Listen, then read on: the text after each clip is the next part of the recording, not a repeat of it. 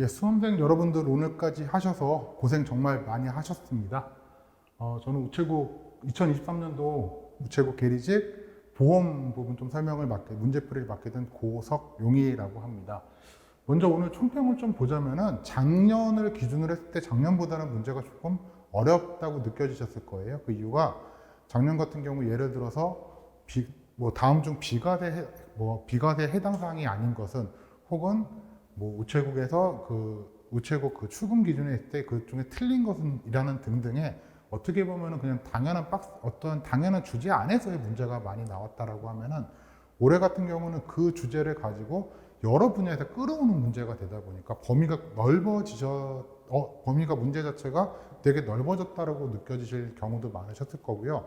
그리고 우체국 보험 상품 같은 경우도 작년까지는 종신보험이니 뉴 100세 시대 건강보험이니 등등 해서 우리가 알고 있는 큰 보험들, 그리고 교재를 보셨을 때 여러 장에 걸쳐 있는 그런 상품들 위주였다면은 사실 올해는 반 페이지짜리, 한 페이지짜리 작은 부분의 문제들이 대부분 출제가 되었기 때문에 좀 되게 어려워졌다라고 느끼실 수도 있을 것 같습니다. 근데 다시 또 돌아와서 기출문제를 보다 보면은 문제 유형 자체가 그러니까 패턴이나 유형은 크게 변하지 않고 큰 틀에서의 어떤 문제가 나왔던 것이 그게 아니라 지역적이고 세부적인 문제들이 조금씩 나오기 시작을 했다라고 생각을 하시면 좋을 것 같고요. 아마 내년에 보험 부분이 문제가 많이 늘어나다 보니까 그거에 대한 먼저 선행으로 한번 시험 문제를 내지 않았느냐라는 좀 생각이 들 정도로 문제의 변화가 조금 있었습니다. 자, 그럼 오늘 오늘 시험 문제에 대해서 설명을 드리도록 하겠습니다. 정답은 제가 이렇게 먼저 정리를 했는데 문제 한 문제 풀어보면서 그 정답을 조금 체크를 해 보도록 하겠습니다. 1번 문제 먼저 읽어보면 보기에서 보험계약의 요소에 대한 설명으로 옳은 것의 총 개수를 물어보는 이제 질문인데, 보험 목적물은 보험사고 발생의 객체로 보험자가 배상하여야 할 범위와 한계를 정해주는 부분이 맞습니다. 보험기간은 보험에 의한 보장이 제공되는 기간으로 위험기간 또는 책임기간이라고도 하죠. 그리고 보험자의 책임은 보험을 승낙함으로써 개시된다. 틀리죠? 보험을 승낙함으로써 개시되는 건 보험이 성립이 되는 것이고, 보험자의 책임은 보험료가 입금됐을 때부터죠. 최초 보험금을 받았을 때부터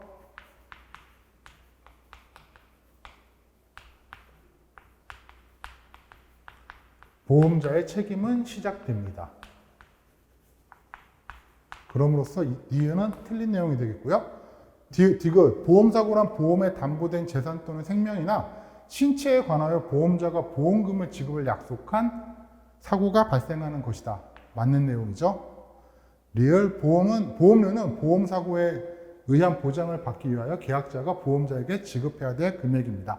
이 부분도 맞는 내용입니다. 그래서 니은이 틀리고 기역, 디귿, 리을이 맞는 답이기 때문에 답은 3번이 되겠습니다.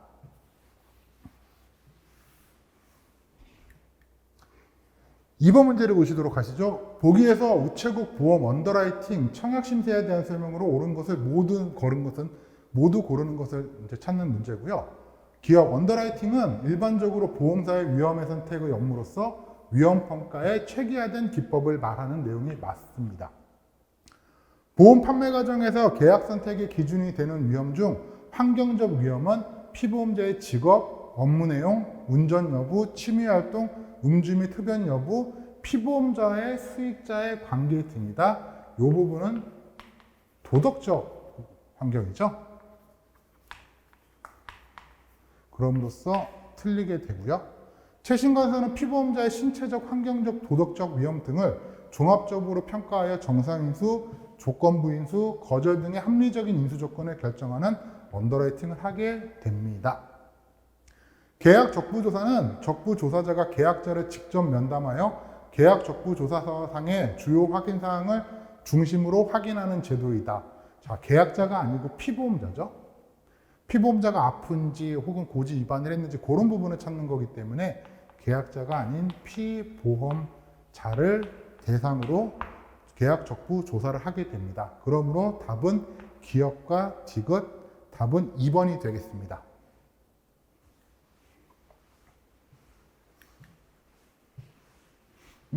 세액공제 정말 문제도 많이 나왔고 이 부분은 저희가 공부할 때도 많이 했던 부분이죠. 보장성 보험료의 세액 공제에 대한 설명으로 옳은 것은 1번 근로소득이 없는 연금소득 거주자도 세액 공제 대상이 된다? 예, 안 되죠. 세액 보장성 보험료의 세액 공제는 근로소득이 있는 근로소득자만 가능하고 연금소득자 혹은 개인사업자 등은 해당 사항이 없습니다. 보장성 보험을 해지할 경우 이미 세액 공제 받은 보험료는 기타 소득세로 과세된다. 틀린 내용이죠. 세액 공제를 받았다 하더라도 해지를 하시더라도 그 부분에 대한 추징은 없습니다. 즉 세액 공제 받고 나중에 해지하더라도 아무런 세금을 내는 부분은 없다라는 게 답이고요. 보험료를 미리 납부했을 때 그 보험료는 실제 납부일에 속하는 과세기간에 세액 공제가 가능하다. 예, 맞는 내용이죠. 교재에도 나와 있지만 예를 들어서 2020년 12월 달에 2023년 1월 달에 보험료를 납부를 하게 되면은 세액 공제는 이때 받는 것이 아니라 실제로 납부한 기간에 받게 되죠. 반대로 2022년 12월 달에 보험료를 미납을 해서 2023년 1월 달에 12월 달에 보험료를 납부하게 되면은 세액 공제는 2023년 1월 달에 받게 됩니다. 그래서 3번은 맞는 내용이고요. 장애인 전용 보장성 보험의 경우 납입한 보험료 100만 원 한도에서 15%죠. 장애인 보험은 15%에 해당하는 금액을 해당 과세기간에 종합소득 산출세액에서 공제를 한다. 그래서 문제 3번의 정답은 3번이 되겠습니다.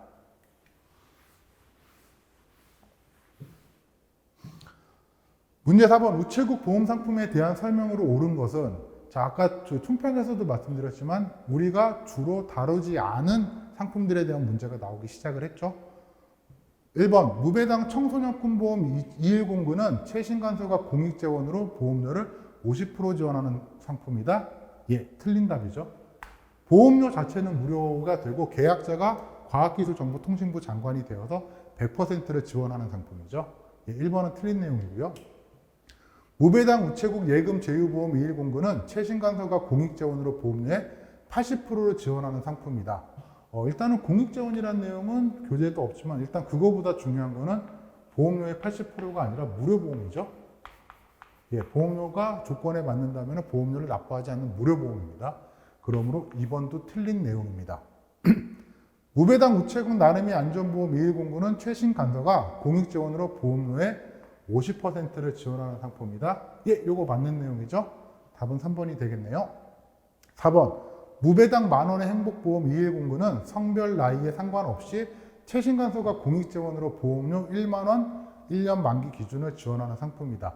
보험료가 1만원을 지원하는 게 아니라 1만원이 초과하는 부분에 대해서 보험료를 지원하는 상품입니다.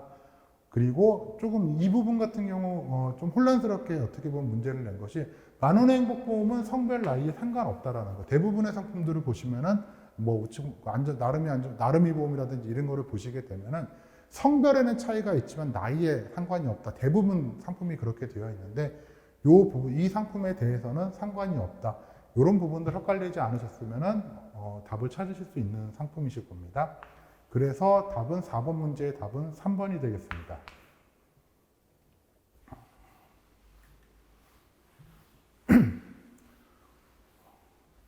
보기에서 우체국 보험 제도성 특약에 대한 설명으로 옳은 것의 총 개수는 자, 이런 문제 많이 헷갈리시죠? 잘 찾으셔야 되는 문제입니다. 장애인 전용보험 전환특약 2007의 대상 계약은 전환 대상 상품의 피보험자 또는 수익자, 이거 되게 중요한 부분이라고 많이 말씀을 드렸었죠.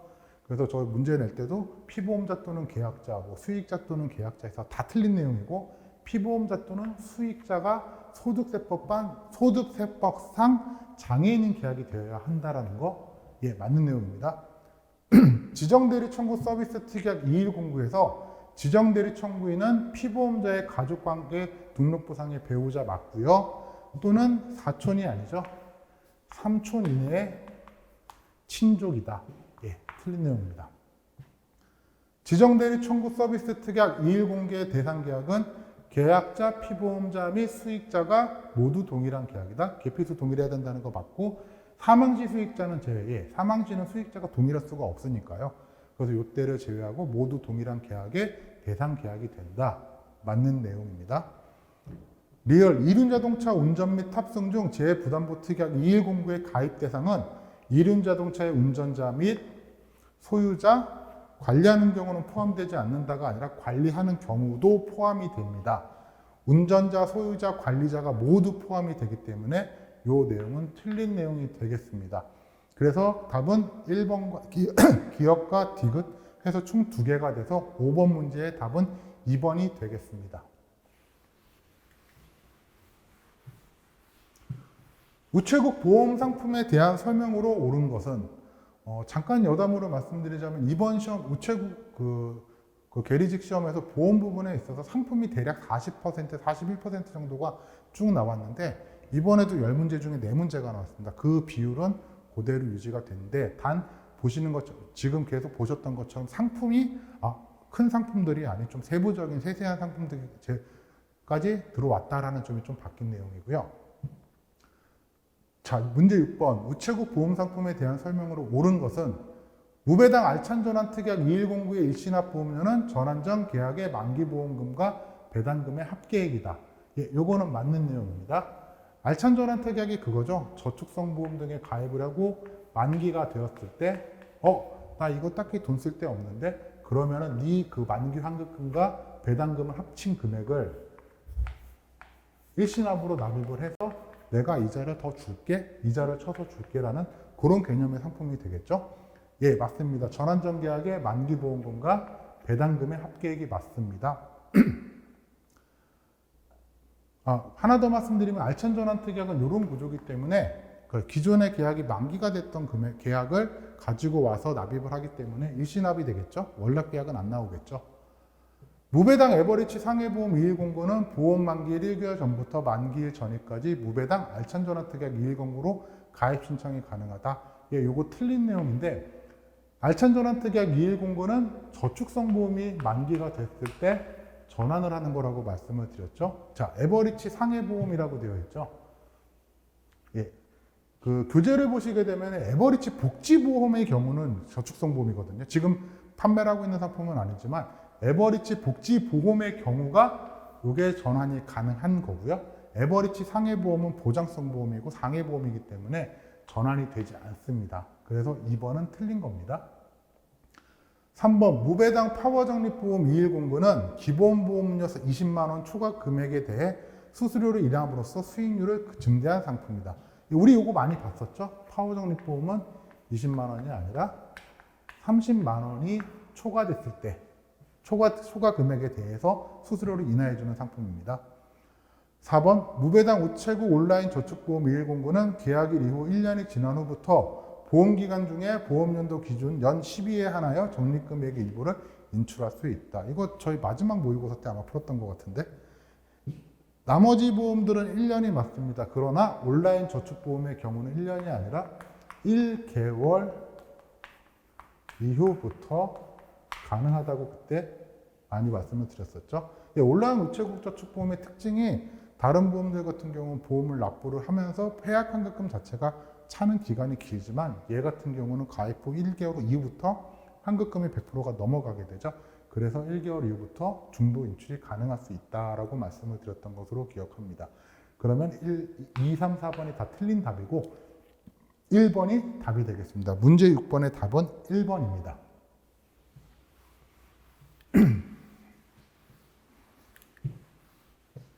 자, 문제 7번 또 우체국 보험 상품에 대한 설명이죠. 우체국 보험 상품에 대한 설명으로 옳지 않은 것은 무배당 우체국 더 간편 건강보험 갱신형 2109. 자, 이거 계속 제가 말씀을 드렸는데 우체국 보험 상품 보시면은 상품에 답이 있다고 말씀을 드렸고 상품은 속이지 않는다고 말씀을 드렸습니다. 그대로 다 나오게 되죠. 2109는 한 가지 건강 관련 간편고지로 가입이 가능한 상품입니다. 문제를 낸 거는 아마 간편건강보험하고 더 간편 건강보험 그 차이를 조금 생각을 해보라고 낸 문제 같습니다. 1번은 맞는 내용이고요. 우체국 와이드 건강보험 2112에 보험 가입금액 2,500만 원을 가입하는 경우 주계약 보험료에 대해서 고액계약 보험료 할인을 받을 수 있죠. 뭐 우체국 든든한 종신보험, 우체국 통합건강보험 등등해서 5개의 상품이 1에서 3%까지 이제 4천만 원까지 해서 1에서 3%까지 고액 할인을 받고 우체국 온라인 종신보험 등에서 두 가지 상품이 2천만 원에 1%까지 고액 할인을 받을 수 있는 상품이었습니다. 무배당 우체국 치매간병보험 2109의 해약환급금 50% 지급형에 가입한 경우 보험 기간 중 계약이 해지될 경우에는 표준 해약환급금의 50%를 해약환급금으로 지급받는다. 이거 되게 많이 강조했던 거죠. 보험 기간이 아니라 납입 기간이 되겠죠. 납입 기간에 대해서 납입 기간 중에는 해지했을 때 표준형의 50%를 지급을 받고 납입이 끝난 후부터는 표준형과 동일한 해약환급금을 지급받게 되어 있습니다. 상품마다 다르지만 해약환급금 50% 지급형은 대부분 그렇게 구성이 되어 있습니다. 무배당 실속 정기보험 2109 2종 간편가입에 가입 후 계약일로부터 3개월 이내에 1종 일반 가입으로 가입을 희망하는 경우 일반 계약 심사를 통하여 청약을 할 수 있죠. 예, 그래서 문제 7번의 정답은 3번. 3번이 내용이 잘못된 것입니다.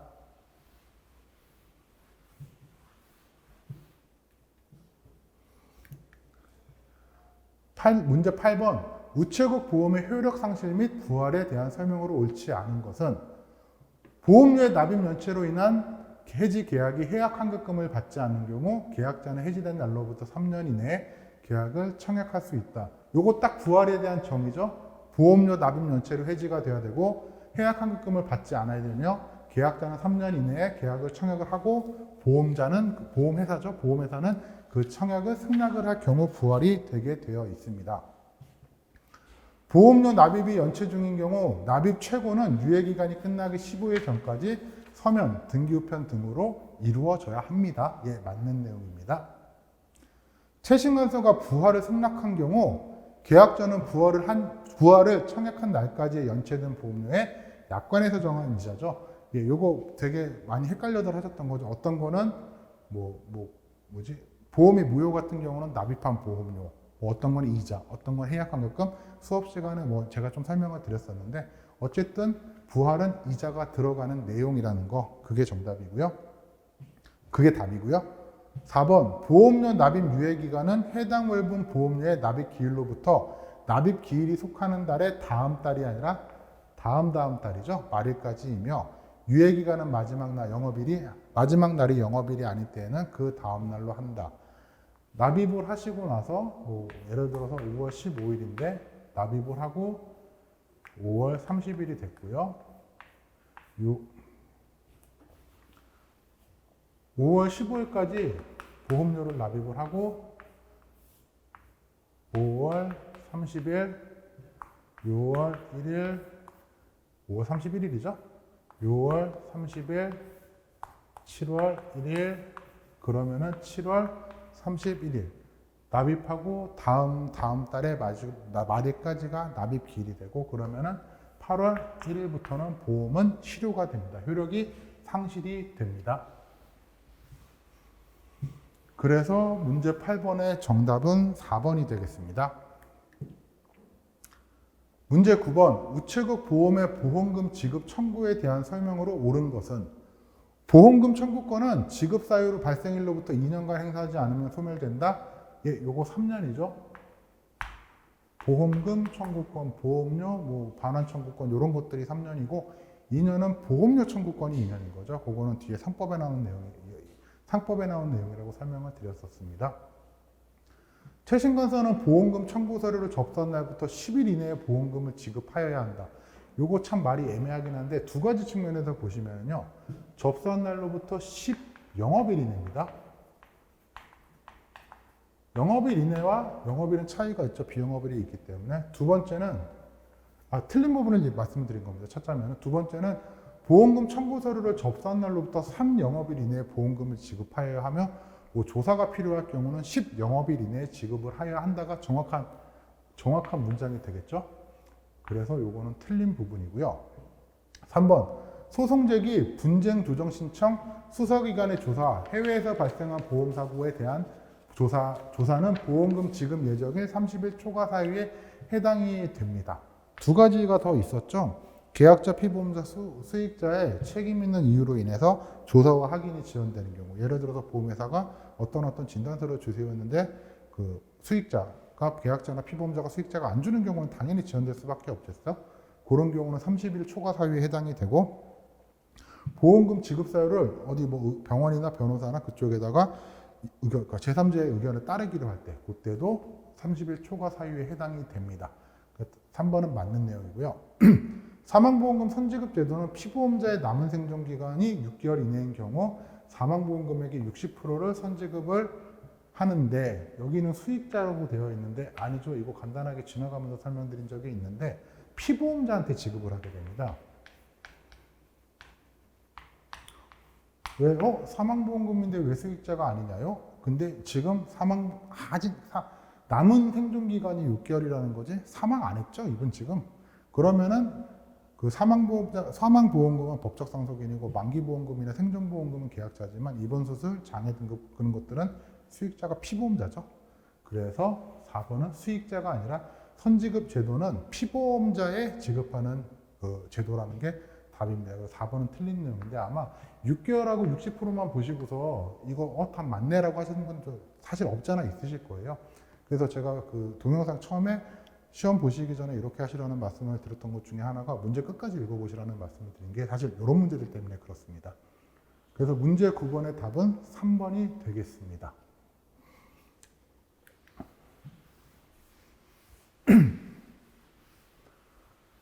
우체국 보험 재무 건전성 관리에 대한 설명으로 옳은 것은 리스크. 이쪽 문제는 사실 요즘에 거의 처음 나온 것 같아요. 예.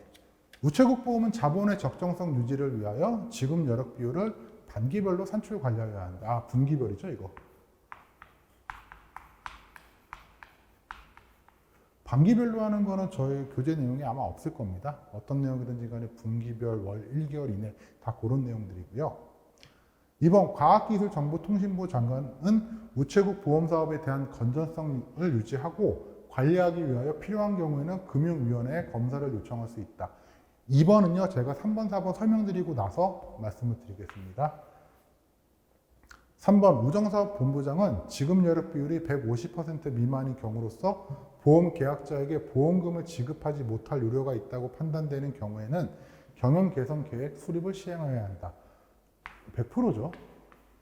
지급 여력 비율이라는 게 정말 단순하게 생각했을 때 내가 가지고 있는 돈으로 모든 고객이 보험금을 동시에 봤을 때 다 줄 수 있느냐 없느냐, 그렇게 그때 이해를 하면 편하실 거라고 말씀을 드렸을 때 그때 다 보험금이 나갈 일이 있어도 다 줄 수 있는 100%라고 말씀을 드렸던 거 기억하실 겁니다. 그래서 3번은 150% 미만이 아니라 100% 미만이기 때문에 틀린 내용이고요. 4번, 우정사업본부장은 자산건전성 분류 대상의 자산에 해당하는 경우 보유자산에 대해 건전성을 5단계로 분류하여야 하며 그 5단계 중에서 고정, 회수 의무 또는 추정 손실로 분류된 자산을 조기에 상각하여야 한다. 요거도 그때 제 모의고사에 나온 문제죠. 5단계는 정상, 요주의, 고정, 회수 의무, 추정 손실인데 고정이 아니라 회수 의무과 추정 손실로 분류된 자산을 조기에 상각하여야 한다라는 겁니다. 자, 2번을 교재에서 보신 분 계실까요? 되게 찾기 힘드신 내용인데 이거. 예, 제가 이거를 뒤로 뺀 이유는 2번이 정답이면 맞는 내용입니다. 찾기 힘든 내용인데 왜 그러냐면은 답을 찾는 방법에는 내가 이게 죄송합니다. 내가 이게 애매하다고 할 경우는 나머지를 먼저 보시라는 거죠. 다 틀리면은 이건 답이야. 이렇게 찾으셔도 된다는 거 좀 마지막 문제고 해서 하기 때문에 제가 좀 보여드렸고요. 그래서 10번 문제의 정답은 2번이 되겠습니다.